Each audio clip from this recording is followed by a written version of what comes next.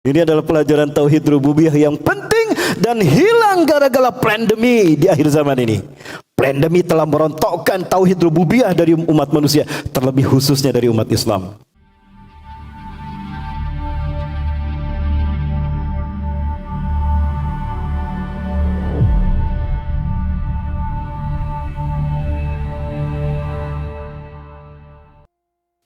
Sekarang kita bicara aplikasi. Tauhid kita kaitkan dengan iman qada dan qadar. Masih ada waktu ya Wafila? Jamaah. Oi jamaah. Lanjut.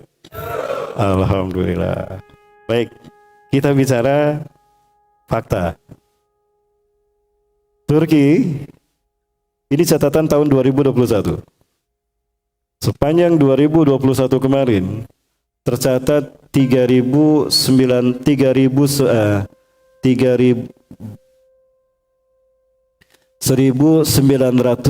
bencana alam terjadi di Indonesia. Sekali lagi Wafila, sepanjang tahun 2021 terjadi 3.901 bencana kalau tidak salah. Bencana di Indonesia sepanjang 2021. Luar biasa. Sekarang angkat tangan yang hadir di sini yang pernah mendengar seumur hidupnya sekali saja Brunei terkena bencana alam, diberitakan. Coba. Belum pernah? Seumur hidup belum pernah mendengar Brunei terkena bencana alam? Allahu Akbar. Tahun kemarin ribuan bencana terjadi di Indonesia. Brunei seumur hidup tidak terdengar. Betul? Ada apa ini? Bukankah Indonesia mayoritas muslim? Bukankah Indonesia banyak ulamanya? Lalu kenapa terjadi musibah? Jawabannya apa ya Wafillah? Ini jawabannya ini. Mari kita tanyakan pada rumput yang bergoyang. Ini jawabannya ya Wafillah.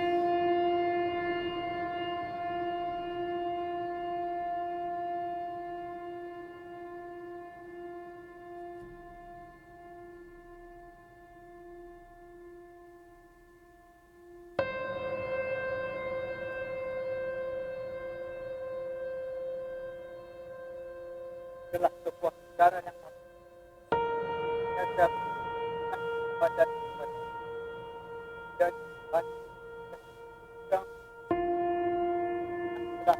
badan Vietnam kita memang juga telah terbukti kepada sehingga siapa saja yang datang berkunjung ke negara ini akan beroleh pengalaman manis, dapat menikmati suasana aman dan harmoni. Pertahankanlah kebenaran dalam agama, sekalipun banyak pihak tidak menyukai. Dahsyat ya. Itu alasannya Wafillah. Yang pertama tadi dikatakan Brunei Darussalam adalah negara yang berdasarkan ibadah kepada Allah.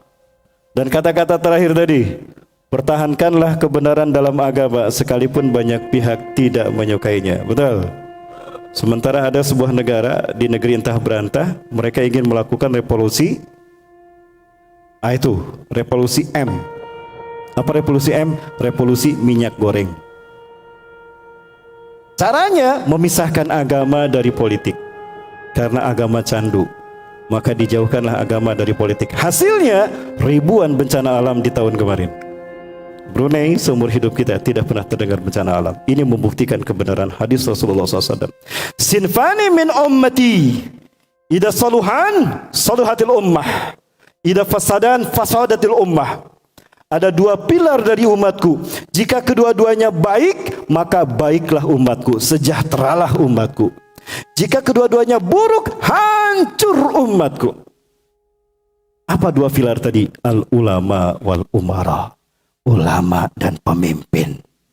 Jika ulamanya lurus, takut kepada Allah, lurus dalam beragama dan berakidah, tidak menjual agama dan keyakinannya dengan dunia, pangkat dan jabatan, walaupun sebatas wakil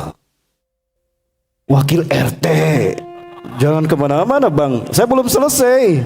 Wakil RT, jamaah, jangan di kemana-mana, belum selesai saya bicara ya. Lurus ulamanya, takut kepada Allah, tidak mau dijual akidahnya dengan Al-Quran, dengan pangkat jabatan dan bonus triliunan, tidak. Dan ketika pemimpinnya faham kepemimpinan amanah dan akan dipertanggungjawabkan, takut kepada Allah, cinta Rasulnya, dan tunduk pada pendidikan ulama, bimbingan ulama, patuh pada bimbingan ulama, maka sejahtera negara tadi. Buktinya, kita tidak pernah mendengar Brunei terkena bencana alam, kan? Baik, Wafilahmakumullah. Itu dia. Baik, sekarang kita bicara Turki. Wafilahmakumullah. Sepanjang tahun kemarin, Turki terkena kemarau yang sangat dahsyat, luar biasa. Saking dahsyatnya kemarau ini, Turki mengalami kebakaran bersamaan dengan Yunani. Ya.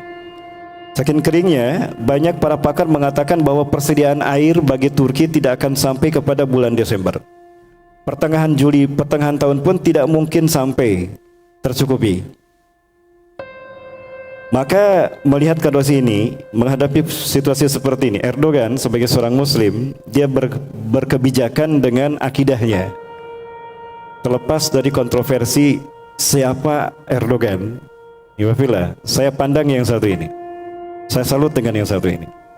Maka Erdogan memerintahkan kepada semua rakyat Turki untuk melaksanakan sholat istisqa dan juga berdoa kepada Allah, beristighfar dan bersedekah. Luar biasa kan?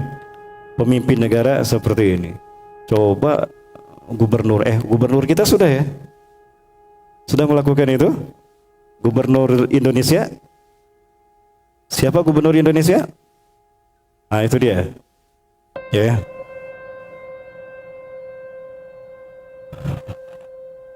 Baik. Ali Erbakan sebagai pemuka agama terkemuka, seorang syekh dari Turki, diperintahkan untuk memimpin prosesi pelaksanaan sholat istisqa. Keputusan Erdogan ini dicemoohkan oleh orang-orang ateis dan sekuleris di Turki. Ibafillah, menurut mereka, sekali lagi, mereka berpikir berdasarkan logika, rasionalis. Tidak sesuai dengan logika, tidak diyakini, tidak percaya. Menurut mereka, bahwa tidak mungkin akan turun hujan di Anatolia untuk 15 hari ke depan. Di antara mereka yang mencemooh Erdogan adalah sosok yang satu ini. Dia adalah water management expert, seorang profesor yang pakar manajemen perairan, tapi dia ateis. Dia mencibir keputusan Erdogan. Ini kata-katanya. Last month, the government led the religious affairs director to organize pray for rain ceremonies in every city in Turkey. But this is really useless because God is not responsible for climate change. Assalamualaikum warahmatullahi wabarakatuh, sahabat Islam semuanya. Bencana kekeringan yang menimpa Turki sejak bulan Januari tahun 2021 ini membuat warganya tak mampu berbuat apa-apa. Satu-satunya cara adalah dengan melakukan sholat untuk meminta hujan, yaitu sholat istisqa. Sejumlah ilmuwan Turki menganggap ritual ini tak berguna, karena yang diperlukan sebenarnya adalah mitigasi dampak perubahan iklim. It was last month the government led the religious affairs director to organize pray for rain ceremonies in every city in Turkey. But this is really useless because God is not responsible for climate change. I'm not against praying for rain. This is a 10,000 years old paradigm, pagan ritual. Pada bulan Januari, para ilmuwan memprediksikan tak akan terjadi hujan di Turki sampai bulan Desember tahun ini. Badan Meteorologi Turki menyatakan stok air hanya cukup untuk 45 hari ke depan, yaitu sampai pertengahan April. Namun perkiraan mereka meleset, karena ternyata hingga bulan Juli, stok air masih tersedia. Pada 28 Juli, terjadi kebakaran hutan dahsyat di Turki, khususnya di bagian selatan. Turki dalam kondisi darurat, akibat kekeringan dan kebakaran. Kali ini, Presiden Recep Erdogan menyerukan para imam masjid untuk melakukan lagi sholat istisqa besar-besaran di berbagai wilayah yang ada di Turki. Para ilmuwan kembali skeptis. Pada 6 Agustus 2021, warga Turki kembali melakukan sholat istisqa. Dan alhamdulillah 2 hari kemudian hujan deras pun turun.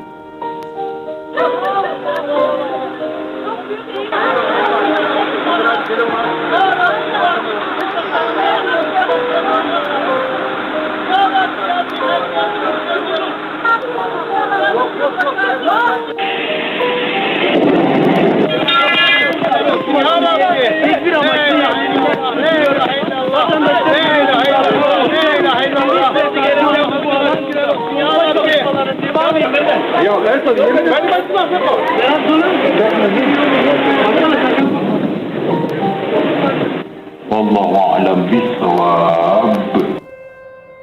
Malu para sekuleris dan para ateis yang mentertawakan keputusan Erdogan. Nah, luar biasa kan? Inilah yang namanya pemimpin. Punya punya harga diri, punya dedikasi, dan punya kedaulatan. Ya. Yang seperti ini namanya pemimpin negara. Jamaah. Ya. Nama jamaah. Baik.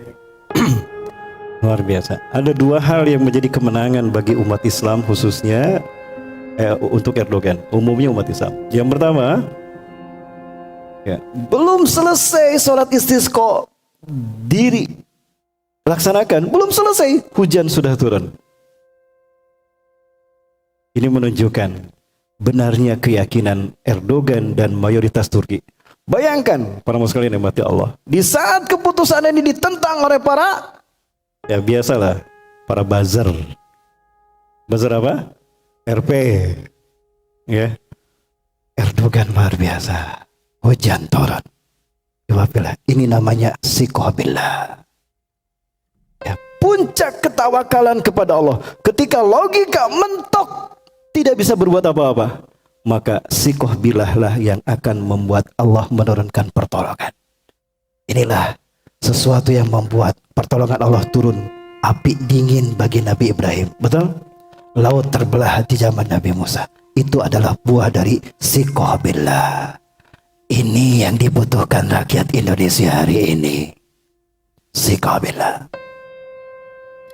Allah yang membelah lautan di zaman Nabi Musa alaihissalam adalah Allah yang kita sembah hari ini. Allah yang menjadikan api dingin bagi Nabi Ibrahim adalah Allah yang kita sembah hari ini. Allah yang menghinakan Namrus dan Fir'aun di zaman para nabi dan rasul sebelum kita adalah Allah yang kita sembah hari ini. Apalagi kita sekarang ada di babak final, maka pertolongan Allah dekat dengan kita. Lihat Turki lebih sekuler dari Indonesia, betul? Allah kabulkan doanya. Apalagi kita, artinya kita punya peluang besar untuk dikabulkannya doa kita dengan satu syarat, ikhlas kita dalam menyembah Allah dan kita punya sikoh billah, yakin akan pertolongan Allah. Coba, yakin Allah akan menolong kita? Yakin Allah akan menolong Indonesia? Allahu Akbar. Baik, Iwabillah. Keajaiban berhenti di sana. Yang mengalami kebakaran hebat kemarin bukan hanya Turki, Yunani juga sama mengalami kebakaran. Tapi karena Tuhannya Yunani dengan Turki beda. Tuhannya Turki Allah, Tuhannya Yunani dewa. Banyak dewa, diantaranya dewa Horus. Hujan hanya turun di Turki, Yunani sedikit pun tidak terkena hujan. Padahal berhari-hari setelah itu Turki dilanda hujan dahsyat. Tidak setetes pun turun di Yunani. Gigit jari itu para sekuleris dan ateis. Coba ini terjadi di Indonesia ya. Jamaah. Berarti kita belum seperti Erdogan dan rakyat Turki. Malulah. Kita kan lebih soleh dari mereka, betul. Kita lebih nyantri dari mereka, jamaah. Halo. Baik. Tadus benih masa yang berikutnya, Wabillah. Kita lihat yang satu ini. Ini adalah pelajaran tauhid rububiyah yang penting dan hilang gara-gara pandemi di akhir zaman ini. Pandemi telah merontokkan tauhid rububiyah dari umat manusia, terlebih khususnya dari umat Islam. Mudah-mudahan lewat kajian ini tauhid ini bangkit lagi. Iwabillah. Kita lihat yang satu ini. Raisu Wuzarai Gujarat, pemimpin parlemen Gujarat Hindu, yaqulu, dia berkata, inni attaqi'u as-samadid al-Islam. Aku akan mencabut racun Islam ini sampai ke akar-akarnya. Islam adalah racun bagi peradaban manusia katanya. Maka aku akan mencabut sampai ke akar-akarnya. Inilah kesombongan dia. Apa yang terjadi? Summa atahu sahmun minallahi ta'ala. Lalu datang menghampirinya sebuah panah dari Allah yang maha tinggi. Liyaqbida ruhahu, untuk mencabut ruhnya. Qabadatu ainin, seketika itu juga, sekejap mata, disabut nyawanya. Ingat, Allah tidak pernah lengah apa yang dilakukan terhadap apa yang dilakukan orang zalim di muka bumi. Lihat ayatnya. A'udzubillahi minasyaitonirrajim. Wala tasabannallaha, maka sungguh jangan kamu kira Allah ghafilan amma ya'malu zalimun, lalai lengah tidak tahu atas kezaliman yang dilakukan orang-orang zalim di muka bumi ini. Allah tidak akan tinggal diam, ya wafillah. Allah bukan patung. Allah adalah zat pengatur alam semesta, Tuhan yang maha hidup. Betul? Jangan hilang keyakinan kita sampai hari ini. Sesulit apapun bangsa kita, tauhid kita adalah cahaya bagi kita, solusi bagi kita, ya wafillah. Maka apa yang terjadi? Saksikanlah. Ini jawaban dari Allah atas kesombongan makhluk yang satu ini.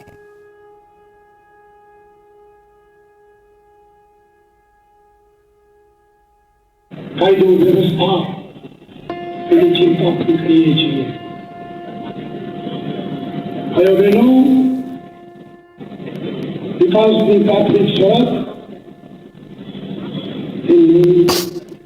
Perhatikan ya Bapak. ولا تحسبن الله غافلا عما يعمل الظالمون إنما يؤخرهم ليوم تشخص فيه الأبصار مهطعين مقنعي رؤوسهم لا يرتد إليهم طرفهم وأفئدتهم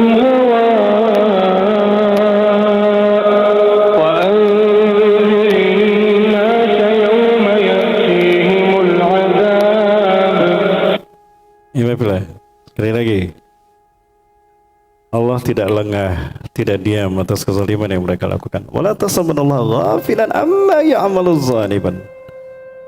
Kezaliman manusia akan dibalas oleh Allah, besar ataupun kecil. Innama yuakhiruhum liyaumin tashkhasu fihil absar. Jika sampai sekarang mereka masih aman, bukan mereka bebas, bukan berarti mereka bebas dari hukum Allah, tidak. Allah sedang menangguhkan semua balasannya, hukumannya sampai pada waktu yang Allah tetapkan, di mana ketika hukuman Allah datang, terbelalak mata mereka. Ternyata apa yang mereka bangun, apa yang mereka rekayasa tidak berarti sedikit pun juga. Yakin saya itu. Biarkan ke Kalimantan, ke Mandalika, sementara kita sibuk dengan susahnya minyak goreng. Biarkan, ya Allah. Ada saat Allah menentukan kebijakannya. Yakin? Takbir. Baik, ya Allah. Ini tauhid rububiyah namanya.